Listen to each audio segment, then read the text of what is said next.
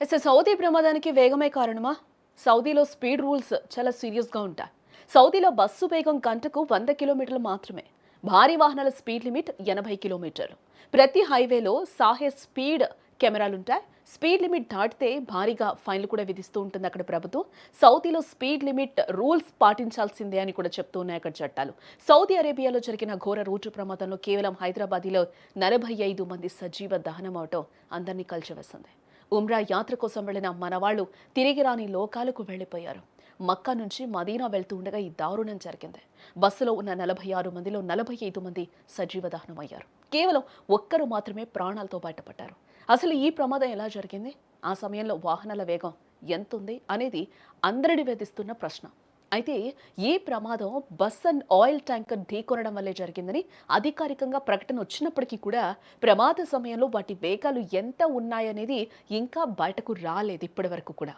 నిజానికి Saudi Arabia road speed and భారత్లో road speed విషయాల్లో చాలా వ్యత్యాసాలు ఉంటాయి. సౌదీ అరేబియాలో రూల్స్ చాలా స్ట్రిక్ట్గా కూడా ఉంటాయి. సౌదీలో రోడ్లు అద్భుతంగా ఉంటాయి. బట్ అక్కడ హైవేలపై కార్లు గంటకు 140 కిలోమీటర్ల వేగంతో వెళ్ళొచ్చు.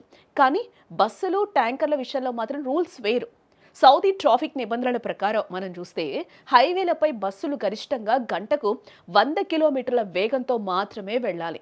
ఇక ట్యాంకర్లు, లారీలు అంటే హెవీ వెహికల్స్కు స్పీడ్ లిమిట్ ఇంకా చాలా తక్కువగా ఉంటుంది. ఇవి గంటకు 80 కిలోమీటర్ల వేగాన్ని మించకూడదు. సౌదీలో ఈ రూల్స్ను చాలా ఖచ్చితంగా అమలు చేస్తూ ఉంటారు. ప్రతి హైవేలోనూ ఆటోమేటిక్ కెమెరాలు ఉంటాయి. వీటినే సాహెర్ కెమెరాలు అంటూ ఉంటారు. మీరు 1 కిలోమీటర్ స్పీడ్ పెంచినా వెంటనే ఫైన్ పడిపోతుంది అంతే. బస్సు డ్రైవర్లు 100 దాటకూడదు, లారీ డ్రైవర్లు 80 దాటకూడదు.